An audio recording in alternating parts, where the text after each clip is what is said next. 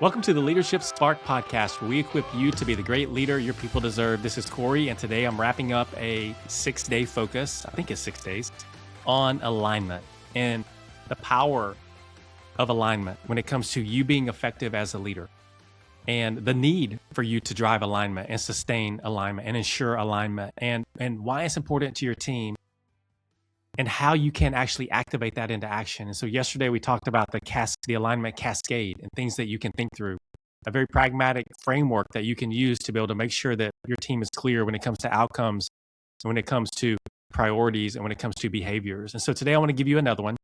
So this is the last thing I'm going to leave you with when it comes to alignment, is a team alignment blueprint.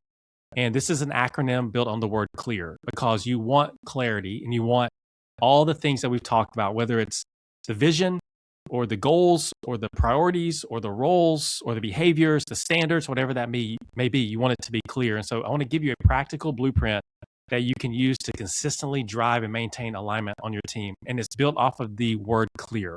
And so the C is clarify outcomes. And if you are using this, just remember the word clear. Every time you want to think about alignment, remember the word clear, and hopefully it triggers this for you. So the C is for clarifying outcomes. We've talked about this a lot. Define exactly what success looks like on your team.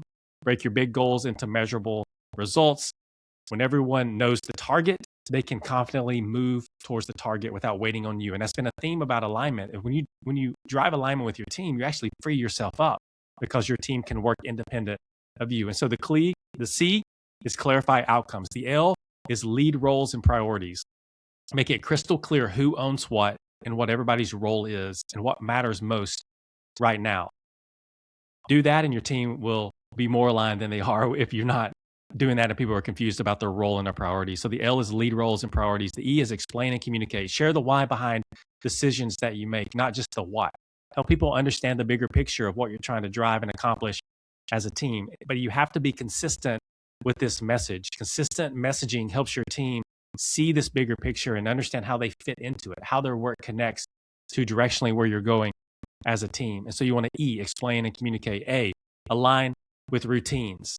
So establish regular check-ins, one-on-ones. We talk about that a lot on this podcast. Have one-on-ones where you can review progress, you can align on priorities, you can maintain focus for your team.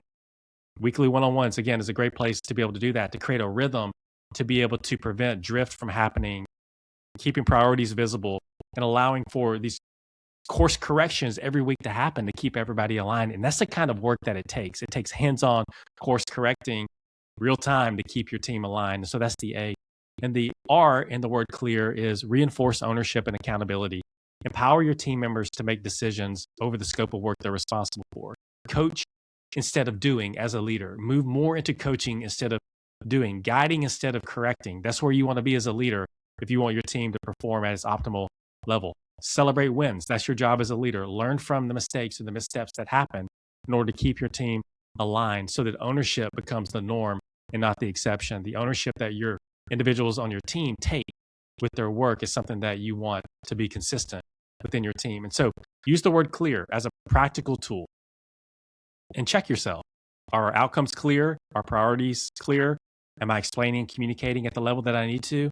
Do we have the right routines in place to be able to consistently maintain alignment throughout the day-to-day whenever the rubber meets the road?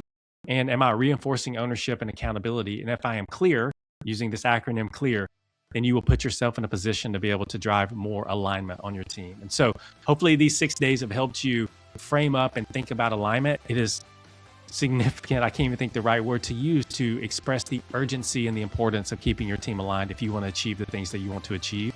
And so take some of these practices, go and do the work to keep your team aligned.